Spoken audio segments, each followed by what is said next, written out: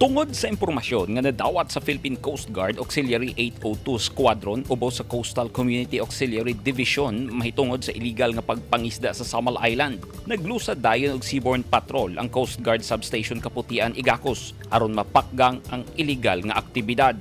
O gagahapon, nadakpan nilang upat ka mga crew sa pump boat na nalambigit sa pagpangisda gamit ang air compressor o air pumping machine aron makapamana og isda ilawom sa dagat. Subay sa City Ordinance number 2018-292 Series of 2018 sa Island Garden City of Samal, gidili ang compressor fishing sa isla. Hilabi na kay ang ubang mananagat nagagamit og compressor ginaguba ang mga corals o ginagamitan og hilo ang pagkuha sa isda.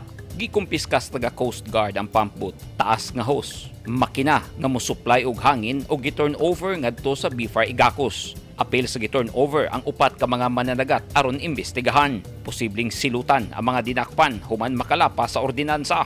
Nagpasalamat ang Philippine Coast Guard sa mga nagpakabanang residente kay mihatag kanila og impormasyon may kalabutan sa illegal fishing sa Samal. Gisiguro sa taga Coast Guard nga magpadayon ng ilang operasyon batok illegal activities sa kadagatan aron mapitol ang tighimo niini. Ang operasyon gipangunahan ni Coast Guard PO2 J.K. Ryan Coveros sa Coast Guard Substation Kaputian, Igacos.